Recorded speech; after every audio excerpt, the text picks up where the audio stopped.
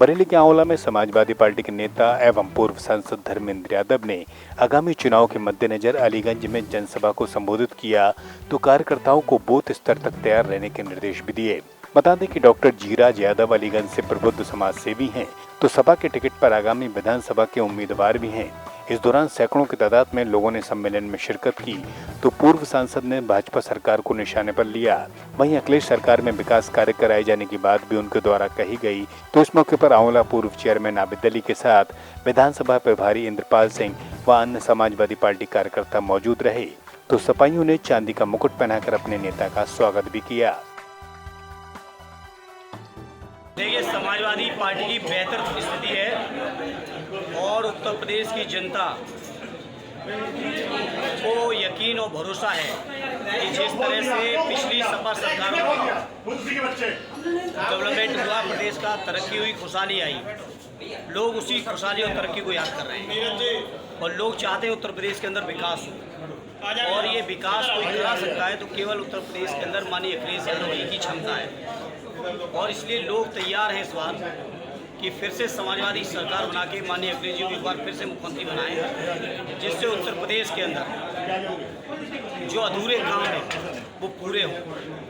अगर माननीय अखिलेश जी उत्तर प्रदेश के आज मुख्यमंत्री होते तो जिस तरह से प्रदेश के अंदर दुर्दशा हुई कोरोना में, लोग ऑक्सीजन के बिना मरे, इंजेक्शन के बिना मरे, बेड नहीं मिल पाए, लोग डॉक्टर्स नहीं मिल पाए, कभी माननीय अखिलेश जी के कार्यकाल में ऐसी दिक्कतें नहीं आ सकती। और हम कह सकते हैं कि उत्तर प्रदेश का विकास अगर कोई किया है तो समाजवादी लोग किए हैं और उत्तर प्रदेश को बर्बाद किसी ने किया है तो भारतीय जनता पार्टी ने किया है। देखो साथियों, माननीय धर्मेंद्र भैया जो हमारे यहाँ अलीगंज में आए हैं,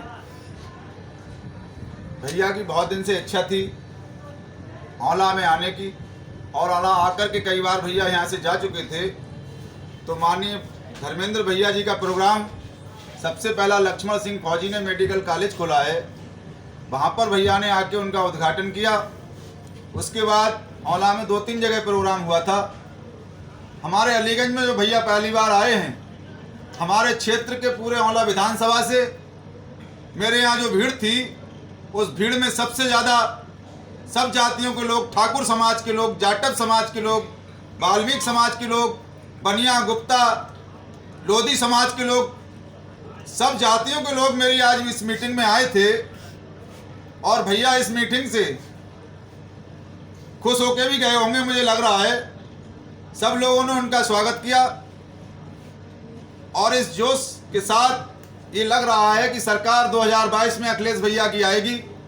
और भैया को हम इसलिए आंवले से इस रोड से निकाल के लाए थे कि भैया रोड को देख लें, और भैया रोड देख गए हैं। आप जानते होंगे माननीय विधायक, माननीय सांसद धर्मेंद्र यादव जी बदायूं के विकास प्रो सांसद हैं। सरकार आने पे आंवला वासियों को खुशी होना चाहिए कि आंवला में बहुत विकास होगा। बुलंदशहर के खुर्जा पोट्री के उद्घाटन समारोह में शामिल होने के लिए प्रदेश के व्यावसायिक शिक्षा एवं कौशल विकास राज्य मंत्री के समक्ष कारोबारियों ने अपनी समस्या को रखा तो साथ ही इनके निस्तारण की मांग भी की। इस दौरान राज्य मंत्री ने सरकारी योजनाओं की जानकारी दी तो कारोबारियों को उनका लाभ लेने के लिए प्रेरित भी किया। इसी के साथ मंत्री कपिल देव अग्रवाल ने कारोबारियों की समस्या के निस्तारण के लिए अधिकारियों को निर्देशित किया तो कारोबारियों ने प्रमुख रूप से जीएसटी की दरों को कम करने के साथ गैस के दामों में कमी की मांग उठाई तो इनके समाधान की मांग को भी मंत्री जी के समक्ष रखा गया। आज यहाँ खुर्जा में आया हूँ। खुर्जा पूरे हिंदुस्तान के लिए पोल्ट्री उद्योग में, देश भर में, दुनिया भर में खुर्जा की पहचान है। हमारे मित्र नीरज जी, उन्होंने यहाँ पे अपना उद्यम शुरू किया है। उनका शुभारंभ करने यहाँ के उद्योगपतियों से मिलकर के देश में अनेक प्रकार की संभावनाएं जो पोल्ट्री व्यवसाय में हो सकती हैं। और हमारा विभाग व्यवसाय शिक्षा एवं कौशल विकास, तो स्किल में बहुत सारी संभावनाएं हैं। उन बच्चों को ट्रेनिंग देने की, ओडीओपी के साथ नए व्यवसाय, नए रोजगार जोड़ने की जो मुख्यमंत्री लगातार चाहते हैं। और माननीय मुख्यमंत्री जिस प्रकार से प्रदेश के अंदर निवेश बढ़ा रहे हैं और उनके व्यवस्था के कारण से और प्रदेश को जिस प्रकार से आज उन्नति के शिखर पर ले खड़ा किया है, तो उसमें खुर्जा के अंदर भी अनेक प्रकार की संभावनाएं बड़ी हैं। उन संभावनाओं को तलाश करने के लिए, बातचीत करने के लिए और अपने व्यवसाय से जोड़ने के लिए, और इन सब लोगों से जो हमारे विभाग से संबंधित जो बच्चे ट्रेंड होकर के आते हैं, उनको अपनी इंडस्ट्री में प्रशिक्षण देने के लिए, यानी उनको अप्रेंटिस देने के लिए, वो सब बातचीत मेरी जो हुई हैं, इस काम को आगे बढ़ाने का कार्य करेंगे। बलरामपुर सामाजिक संस्था अंबिका फाउंडेशन ने बलरामपुर मॉडर्न बालिका इंटर कॉलेज सभागार में शिक्षा, स्वास्थ्य, समाज सेवा, खेल एवं संगीत के क्षेत्र में उत्कृष्ट कार्य करने वाली महिलाओं को सम्मान देकर यह समारोह आयोजित किया गया। इस समारोह के दौरान महिला कल्याण अधिकारी रागिनी मिश्रा मुख्य अतिथि रहीं, तो पूर्व प्राचार्य गीता त्रिपाठी यहां अतिथि के रूप में शामिल हुईं। इस मौके पर महिलाओं के सम्मान और उनके हौसले को बढ़ाने के साथ संस्था के उद्देश्यों को बताया गया। तो महिला उत्थान के लिए मुख्य अतिथि ने कहा कि अंबिका फाउंडेशन का कार्य सराहनीय है। उनका सामाजिक कार्य निश्चय ही जिले के स्वास्थ्य, खेल एवं संगीत के क्षेत्र में मेधावी महिलाओं को आगे बढ़ाएगा। इस दौरान महिलाओं को सम्मान पत्र के साथ स्मृति चिन्ह प्रदान किए गए।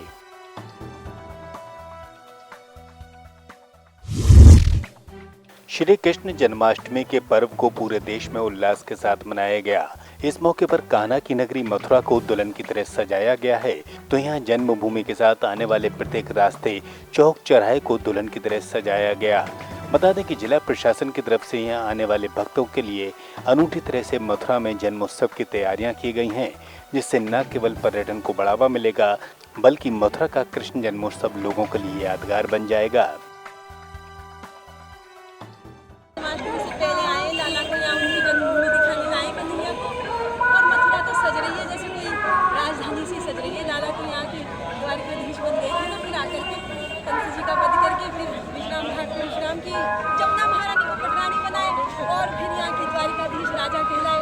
पर याद करते रहे वृंदावन को, याद करते रहे जमुना जी का तट, राधे जी और सभी गोपियाँ सखियाँ सबको याद। किस तरीके से भगवान कृष्ण के जन्म की बधाइयाँ गाएंगे आप? बधाई तो ऐसे याद है कि भाई जय कन्हैया लाल की, हाथी घोड़ा पाल की, जय कन्हैया लाल की, हाथी घोड़ा पाल की, नंद के आनंद भयो, जय कन्हैया लाल की, नंद के आनंद भयो, जय कन्हैया लाल की, जय कन्हैया लाल। हमीरपुर में शासन के महत्वपूर्ण मिशन शक्ति अभियान फेज 3 के अंतर्गत महिला थाना प्रभारी द्वारा महिलाओं एवं बालिकाओं को जागरूक किया गया, तो उनको आत्मनिर्भर बनाने की दिशा में प्रयास किया गया। महिला पुलिस कर्मियों ने महिलाओं और बालिकाओं को सशक्त बनाने के लिए उनको आत्मरक्षा के लिए टिप्स दिए, तो वहीं शासन स्तर पर संचालित योजनाओं की जानकारी भी दी। महिलाओं को सुरक्षा के संबंध और सम्मान के प्रति जागरूक करते हुए विभिन्न हेल्पलाइन नंबर के बारे में भी इस मौके पर जानकारी दी गई। श्री कृष्ण जन्मोत्सव और बांधवगढ़ का पुराना नाता है। यहाँ खुली वादियों में गोविंदाओं का करतब अपनी ओर सभी को आकर्षित करता है। तो बता दें कि टाइगर रिजर्व बांधवगढ़ में जन्माष्टमी का पर्व उल्लास से मनाया जाता है। यहाँ ऐतिहासिक किले में पौराणिक गाथा भी है। कहते हैं कि भगवान राम ने वनवास से लौटने के बाद अपने भाई लक्ष्मण को यह किला तोहफे में दिया था, इसलिए इसका नाम बांधवगढ़ यानी भाई का किला रखा गया। बांधवगढ़ की जन्माष्टमी सदियों पुरानी है, तो यहाँ पहले रीवा सियासत की राजधानी थी, तभी से ये पर्व यहाँ धूमधाम से मनाया जाता है, जिसके चलते यहाँ लोग इस परंपरा का निर्वहन आज भी करते आए हैं। कलेक्टर संजीव श्रीवास्तव ने एक बार में 5 वाहन और 30 व्यक्तियों को कोविड गाइडलाइन के चलते यहाँ जाने की अनुमति दी है, तो बाकी पार्क प्रबंधन अनुमति प्रदान करेगा। तो बांधवगढ़ में किला है जिस पर जन्माष्टमी के अवसर पर लोग जाते हैं। वो चूँकि सुरक्षित स्थान है, मात्र वर्ष में एक ही दिन वहाँ जाने की अनुमति रहती है। उसके लिए शासन के जो निर्देश है कि एक बार में 50 व्यक्ति दर्शन कर सकते हैं, उसी हिसाब से 5 गाड़ी और 30 व्यक्ति पैदल, इस प्रकार के एक बार में 50 व्यक्तियों के लिए अनुमति जारी की गई। सर क्या प्राइवेट ये पार्क के नियमानुसार चलेगा। पार्क जिस नियमों के तहत वाहनों को अनुमति देगा उस नियमों से होगा। बांधवगढ़ में कृष्ण जन्मोत्सव मनाने के लिए दूर दूर से लोग यहाँ आते हैं। यहाँ पैदल 8 किलोमीटर का सफर तय करने के बाद जंगल और बाग दर्शन का रोमांच लोगों की थकान को दूर कर देता है। इस किले में कई द्वार ऐसे हैं जो जन्माष्टमी के मौके पर ही खुलते हैं, तो यहाँ लोगों को सुबह 7 बजे से 11 बजे तक ही अंदर जाने की अनुमति है। जो जन्माष्टमी का मेला प्रतिवर्ष की भांति आयोजित हो रहा है, उसमें जो क्राइसिस मैनेजमेंट ग्रुप है, उसमें कलेक्टर एवं जिला दंडाधिकारी ने इस बार 5 वाहनों और 30 व्यक्तियों के प्रवेश की अनुमति एक बार में प्रदान की है। उसके लिहाज से हम लोगों ने तैयारियां की हैं। जो व्यक्ति प्रवेश करेंगे उनके लिए निःशुल्क आवेदन पत्र जारी किए जाएंगे। जो भी व्यक्तियों को जिनको प्रवेश दिया जाएगा उनको कोविड नियमों का पालन करना अनिवार्य है। और उनके वैक्सीनेशन की संबंध में भी जांच की जाएगी कि उनका वैक्सीनेशन हुआ है कि नहीं हुआ। और जिन लोगों का वैक्सीनेशन नहीं हुआ है उनके लिए कलेक्टर उमरिया से समन्वय करके एक वैक्सीनेशन टीम भी वहाँ रखी जाएगी, जो ऐसे लोग हैं जो जाना चाहते हैं और जिनका वैक्सीनेशन नहीं हुआ उनको वैक्सीनेशन के उपरांत प्रवेश दिया जाएगा। पार्क के अंदर किसी प्रकार की धारदार व्यक्ति वस्तु या आग्नेयास्त्र या माचिस, बीड़ी, गुटखा, खाने पीने चिप्स वगैरह का इस तरह की चीज़ें, पॉलीथीन ले जाना पूर्णतः प्रतिबंधित रहेगा। जगह जगह पर हम लोगों ने अस्थायी रूप से शौचालय का निर्माण किया है, कुछ डस्टबिन भी लगाए जा रहे हैं। कोविड के कारण बहुत अधिक भीड़ होने की संभावना नहीं है, पर हम लोगों ने सुरक्षा के समस्त उपाय किए हैं और सभी लोगों की ड्यूटी लगा दी गई है। पेयजल व्यवस्था रहेगी और सभी आगंतुकों को, क्योंकि 30-30 के बैचेस में प्रवेश दिया जाना है, तो 7 बजे से हम लोग प्रवेश प्रारंभ करेंगे। पहला बैच 30 का 7 बजे से भेजेंगे, फिर 7:30 बजे अगला बैच, फिर 8 बजे। इस तरह से 11 बजे तक हम लोग उसमें अपने पार्क क्षेत्र में प्रवेश रखेंगे। एमपी के उमरिया में स्वास्थ्य व्यवस्था चौपट है तो यहाँ 300 बेड का जिला अस्पताल बुनियादी सुविधाओं से महरूम है, तो वहीं मरीजों को डॉक्टरों की कमी का खामियाजा भी भुगतना पड़ता है। यहाँ प्रबंध तंत्र लाचार है, जिसके चलते मरीजों को खासा दिक्कतें आती हैं। आलम यह है कि मरीजों को यहाँ अधिकतर रेफर कर दिया जाता है, तो जनप्रतिनिधि और शासन स्तर पर मरीजों की यहाँ सुनने वाला कोई नहीं, तो स्वास्थ्य सेवाओं के नाम पर भी यहाँ मरीजों के साथ छलावा हो रहा है। ऐसा नहीं है कि राजनीतिक लोगों को इन व्यवस्थाओं की जानकारी नहीं हो। कितने दिन से हुए हैं? होगा 11 दिन।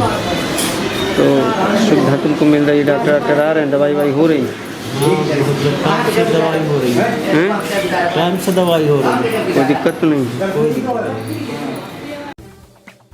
ऐसा नहीं है कि राजनीतिक लोगों को इन व्यवस्थाओं की जानकारी नहीं है, वे भी प्रशासनिक उदासीनता को लेकर कई बार आवाज उठा चुके हैं, लेकिन इसका कोई समाधान नहीं निकल सका है। जिले के स्वास्थ्य सुविधा के बारे में ये कहा जा सकता है कि पर्याप्त नहीं है। राज्य सरकार द्वारा समय समय पर डॉक्टर्स के लिए पोस्ट भी निकालती है, उनको संविदा जो भी सुविधाएं हैं उस आधार पे भर्ती की भी प्रक्रिया के लिए आमंत्रित करती है, लेकिन जो देखा गया है कि जो भी चिकित्सक MBBS करके निकलते हैं वो शासकीय व्यवस्था में जॉब नहीं करना चाहते, क्योंकि क्या है कि निजी जो क्षेत्र है उनमें आमदनी अच्छी है और उसी चक्कर में गवर्नमेंट हॉस्पिटल में डॉक्टर्स आना नहीं चाहते। जो आते हैं वो भी, मैं इस बात को दावे से कह सकता हूं कि राज्य सरकार द्वारा जिला चिकित्सालय में पर्याप्त व्यवस्थाएं दी गई है। अनेकों तरह की जो भी आवश्यक मशीनें हैं, एक्सरे है और अभी ऑक्सीजन प्लांट वाला काम भी लगभग पूर्णता की ओर है और कोरोना काल की तीसरी वेव की तैयारी भी चल रही है। लेकिन वास्तव में आवश्यकता इस बात की है, जो भी अभी वर्तमान में चिकित्सक यहाँ पदस्थ हैं वो भी अपनी जिम्मेदारी से काम करें, ये सबसे आवश्यक है। क्योंकि मैंने देखा है कि मेरी जानकारी में आया कि ऐसे चिकित्सक हैं कि पूरे कोरोना काल में घर से नहीं निकले हैं। और उमरिया जिले की स्वास्थ्य सेवाएं मुख्यमंत्री शिवराज सिंह चौहान और भारतीय जनता पार्टी के 15 साल के कुशासन का जीता जागता उदाहरण है। जब जिला नहीं था या जब कांग्रेस की सरकार थी तो इसी ज़िले में कम से कम 8 विशेषज्ञ डॉक्टर थे, उसके अलावा उनके जूनियर डॉक्टर थे। आज 60 के आसपास डॉक्टरों की स्ट्रेंथ है, लेकिन उसके स्थान पर मुश्किल से 5 या 6 डॉक्टर हैं। यहाँ पर लोग मर रहे हैं, लोगों को इलाज नहीं मिल रहा है। मुख्यमंत्री जी दोबारा जब सरकार उन्होंने बनाई तो आधी से ज़्यादा जो बैठकें की हैं उन्होंने स्वास्थ्य सेवाओं को लेकर की हैं। इसका मतलब यही है कि उनका केवल ज़बानी जमा खर्च है। और ये बहुत बड़े दुर्भाग्य की बात है कि आज 21वीं सदी में भी हमारे क्षेत्र की जनता बिना इलाज के मर रही है। इससे ज़्यादा दुर्भाग्य और कुछ नहीं हो सकता। मैं मुख्यमंत्री जी से मांग करता हूँ, इस ज़िले के जनप्रतिनिधियों से मांग करता हूँ, सांसद भी उनका है, विधायक भी उनका है, सरकार भी उनकी है, मुख्यमंत्री भी उनके हैं, प्रधानमंत्री भी उनके हैं। उसके बाद भी हम अगर डॉक्टर नहीं दे पाए तो हमको पद पर रहने का कोई अधिकार नहीं है। मेरी मांग है माननीय प्रधानमंत्री जी से, माननीय मुख्यमंत्री जी से कि केवल भाषणों तक सीमित न रहें, वस्तु स्थिति को समझें और उमरिया ज़िले को कम से कम जो आवश्यक विशेषज्ञ डॉक्टर हैं उनकी उपलब्धता आप सुनिश्चित करें। बेडेड हॉस्पिटल था, अभी ये 200 बेडेड हॉस्पिटल कर दिया गया है, लेकिन इंफ्रास्ट्रक्चर और जो HR है हमारे पास अभी नहीं है पर्याप्त। हमारे यहाँ कायदे से 30 स्पेशलिस्ट होने चाहिए और +1 डेंटल स्पेशलिस्ट होना चाहिए। तो 31 स्पेशलिस्ट में सिर्फ हमारे यहाँ 4 ही स्पेशलिस्ट मौजूद हैं और हमारे यहाँ 19 मेडिकल ऑफिसर की पोस्टेड 13 पोस्टेड हैं। उसमें भी कुछ लोग PG करने के लिए चले गए हैं। तो डॉक्टर ड्यूटी में हमारे सिर्फ 6 डॉक्टर्स हैं जो ड्यूटी करते हैं। सर, तो आपके द्वारा क्या पत्राचार किए गए शासन? भोपाल से समय समय पर जानकारी मांगी जाती है HR के बारे में, तो वहाँ पे उनको अवगत कराया जाता है। सर, लोगों की जांचों के लिए जो टेक्निकल मशीनें हैं उनका अभाव है। देखिए, पैथोलॉजी में तो साइंस हाउस वालों ने आउटसोर्सिंग से कर लिया है। अभी CT स्कैन प्लांट लगने वाला है, PSA प्लांट भी, इसका भी काम प्रचलन में है। हमारे ऑक्सीजन की पूरी सुविधा हो जाएगी और बहुत सारे विशेषज्ञ न होने की वजह से बहुत सारी सुविधाओं में कमी है हमारे।